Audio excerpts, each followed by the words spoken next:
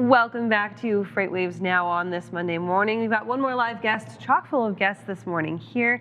Great show for you guys. We've got JJ Singh from EKA Solutions. He's the CEO over there. JJ, thank you for joining us this morning.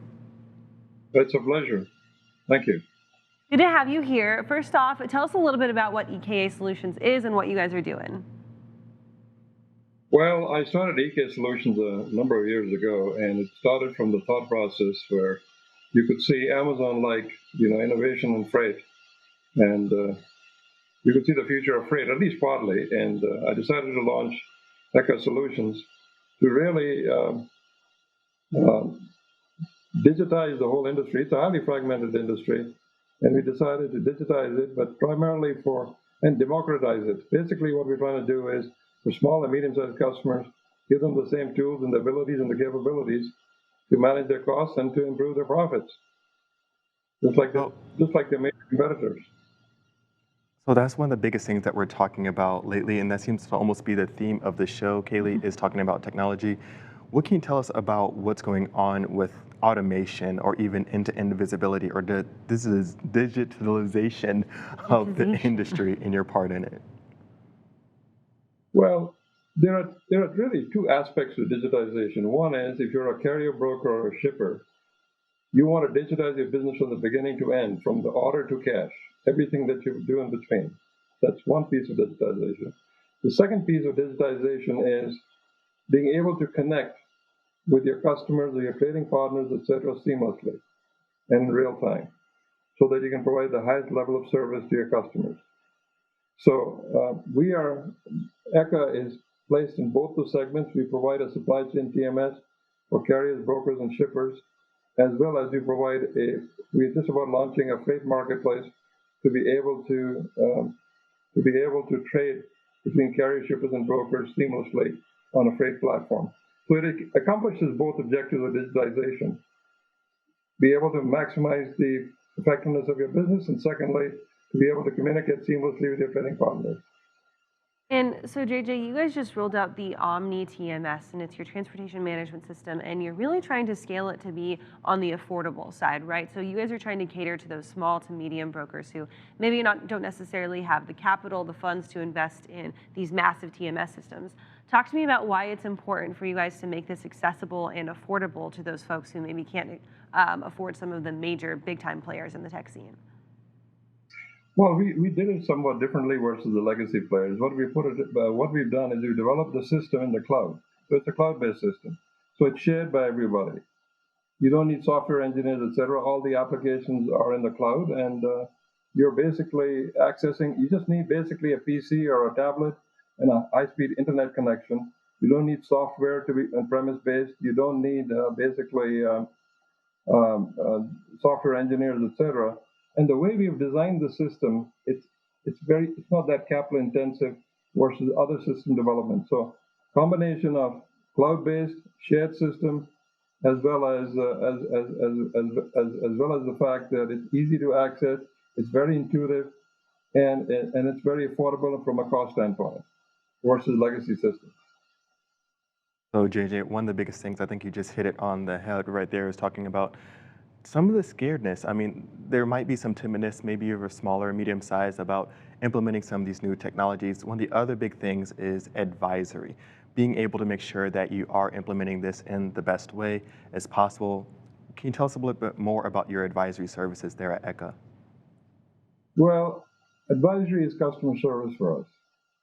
And for the small and medium-sized guys, most of the folks cater to them with YouTube and all that kind of stuff.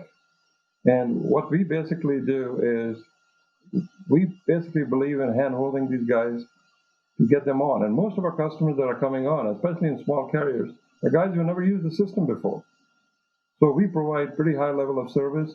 We work with them through implementation. And the other thing basically is our system is pretty intuitive. So once they get onto it, they learn it, it's pretty easy to use.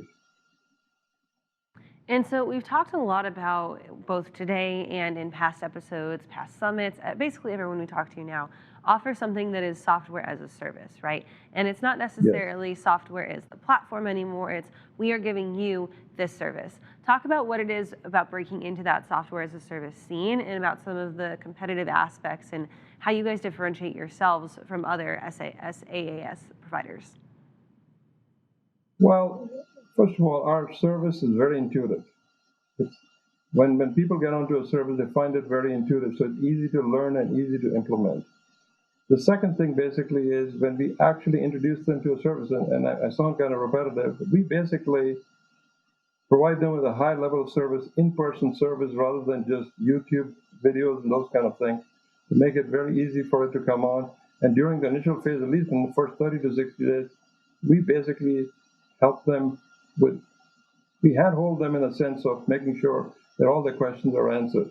So it's kind of counterintuitive these days with high tech, etc. But we do provide pretty good hands-on service to make them comfortable with the technology, which is fairly intuitive to begin with, and to make sure that they get on and use it to the maximum effect. Oh, JJ, can you tell me That's a how we little bit? look at it. Sorry, go ahead. I'm sorry. Can you tell me a little bit more about how your service is sold, not just for those smaller but mid-sized, but also established 3PLs, freight forwarders, and things like that? Can you tell me a little bit more about EKA in place and how that's coming along? Well, you're talking about, I'm not sure what you mean by in place, so I'm a little lost. Could you explain explain a little bit better what your question is? Oh, sorry. I was talking about your solutions, EKA in place for shippers and established 3PLs. All right. What we have really for shippers is this: is normally brokers and shippers are dealing with who are dealing with on a transaction basis with any carriers. What we actually do for those brokers and shippers basically is we give them the ability to develop closer relationships with their trusted partners. That means develop their carrier capacity. And what we do is we provide the brokers our platform and we provide carriers our TMS, and the two work seamlessly without completely digitally. You don't basically, the loads are transferred over to the carrier seamlessly. The track and trace of the loads come in seamlessly. The invoicing and settlement all is done seamlessly. So once a shipper or a broker develops a private marketplace with its carriers, it probably has the lowest cost of service or trading with the carriers. And as a matter of fact, it probably provides the highest level of customer service because everything is automated. JJ, if people want to learn a little bit more about EKA, the company, what's going on there, and your technology as well, where should they go and who should they contact? Well, just call sales@goeka.com and somebody will be in touch with you within an hour. I love that. It's rapid response. That's the markings of a great company. Thank you so much for joining us this morning on FreightWaves Now. We appreciate it. You're very welcome. Thanks very much for having me.